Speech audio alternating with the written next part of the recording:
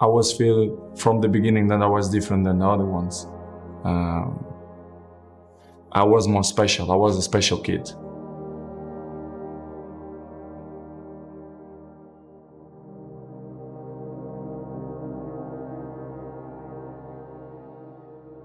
In my mind, I'm always the best. I don't care what the people are thinking, what they say. In my mind, I'm always the best.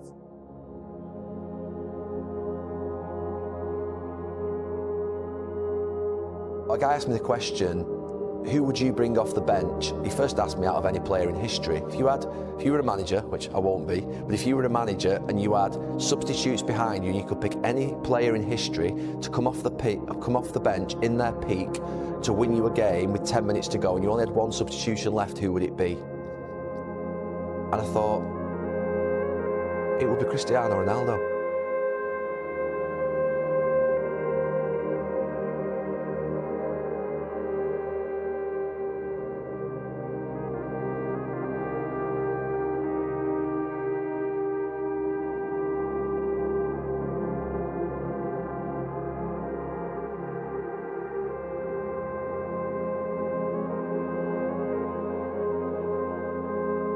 When I first signed in Madrid, we all knew that Cristiano Ronaldo was a professional, he's always on time and this. And we're like, Emmanuel, you kind of like have a saying that you are a bad guy, you are this. So try at least for the first week or 2 weeks to be the best you can, like best version of Adebayo. So I'm like, okay. And they called me, they said tomorrow the training is supposed to start at 10:30. If you can get there for 9:30, 1 hour before training. I'm like, okay. This is my first session, there is no time to be late. So let me go around 8:30, 8:45. So I have like 2 hours. I got at 8:45, the lights were dark, like the dressing room was dark. So I was happy. And I'm like, oh, thank God I am the first to be here. They will say this guy's a proper professional. They set the example. Yeah, they will say this guy's a proper professional and everything. But I can hear some noise underneath. I'm like, what's happening down? Then, because it's my first session, so I don't know the training ground. And I asked one of the physio, what is happening downstairs? He said, oh, Cristiano is downstairs swimming already.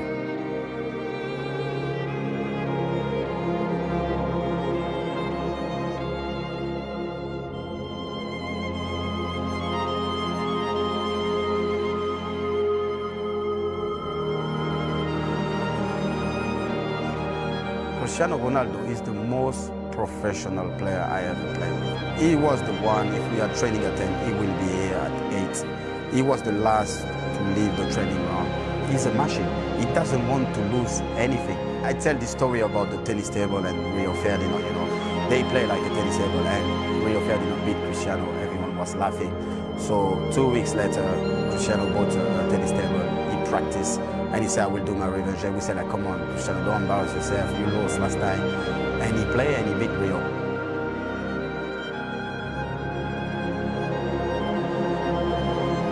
Ronaldo was the biggest example of someone that, from the outside, you think, God-given talent, doesn't need to work hard, just turns up on a football pitch, looks $1 million, and just goes out there. Well, there was one day I mapped out a day in the life of Ronaldo, and in the day of Ronaldo, there was only an hour in the day where he was coached.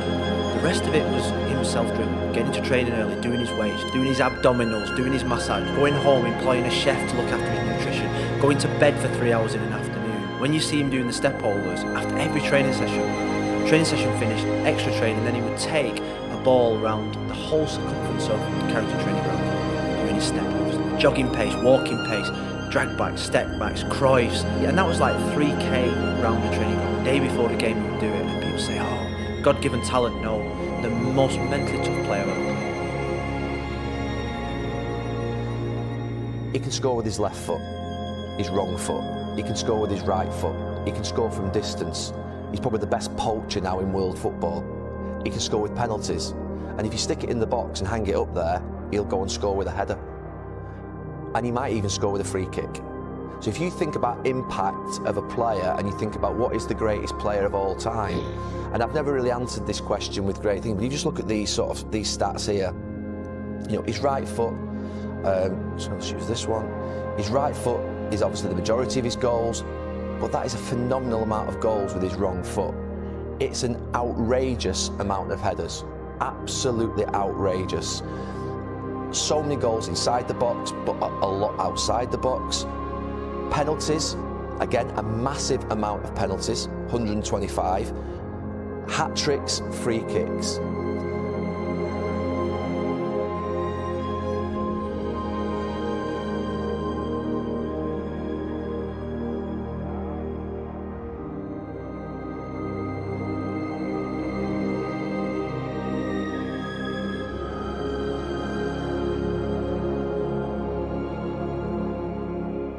The discipline of Cristiano is unbelievable. I never see this.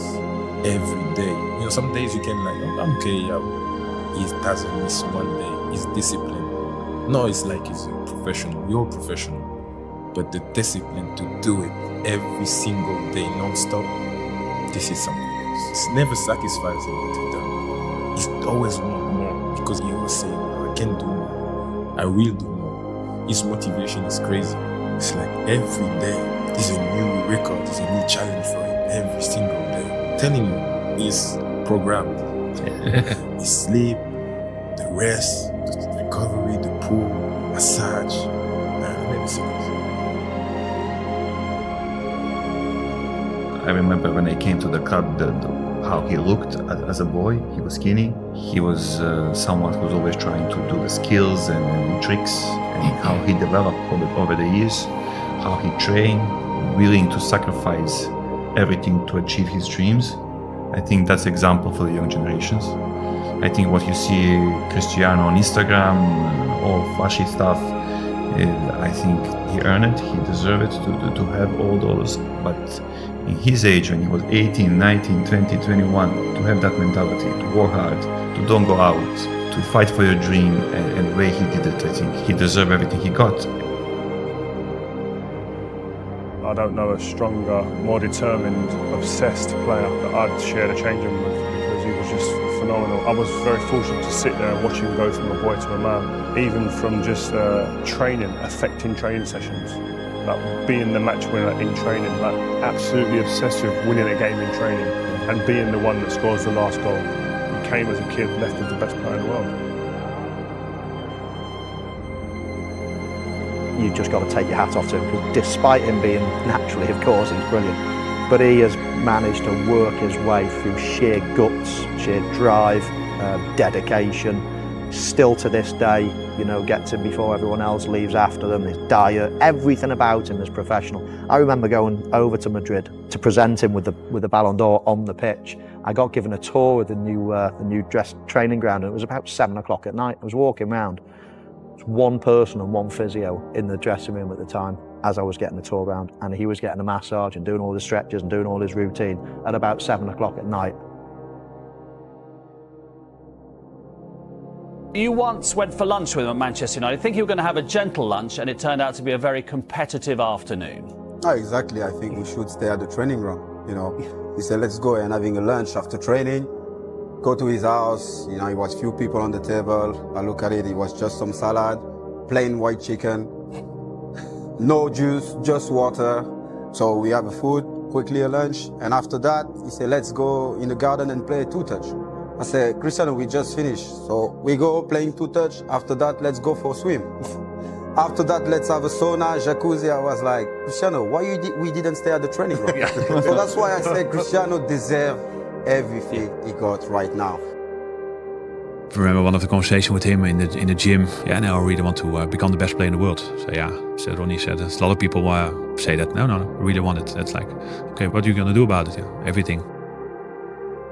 One of the funny stories I find, I've told a lot of people already after training. That's when we want to take some free kicks. Said Ronnie, it's like, take the second or third goalkeeper. I'm 37. Come on, let's take one of the other guys. I'm tired. No. Come on, I don't want to score against the best. Yeah, but Ronnie, you're not going to score. So what's not the point? No, come on, you're getting goal. And of course, then he had the free kick and the position and the stance and the ball that floated. But he always wanted to end it with a goal. So it's not even whatever that I save one. Okay, it's finished. But he always end up with a goal. I said, but Ronnie, I want to also have a good feeling of going into the game. It's not only about you, and of course it's always been about him.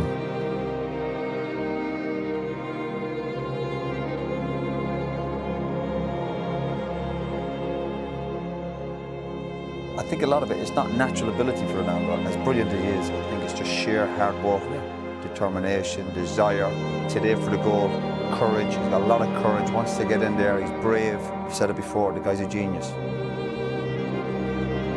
Everyone wants to be Cristiano, but I give you the map. You think you will do that? It's difficult. It's The discipline. the discipline is the most difficult thing, not only in the sport, but in the life. Do you ever wake up and you're saying, I don't want to do it today? I fight against my mind. Yes, sometimes it's happened. We are all human beings. We are not happy every day. We are not in a good mood every day. It's normal. It's part of us. I fight against that. It's the big challenge. It's when you're not willing to do something, but you have to do it. This is the main point. This is why I say our mind, it's a box of surprises, and you have to challenge yourself to be consistent. I repeat, sometimes it's hard. It's what many people say, you like to go to the gym every day. Of course not.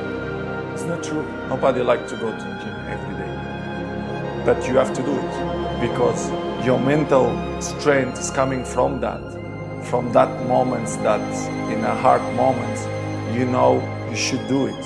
After that, maybe in the beginning you feel hard to start, but after when you finish the gym or even the training, you will feel better.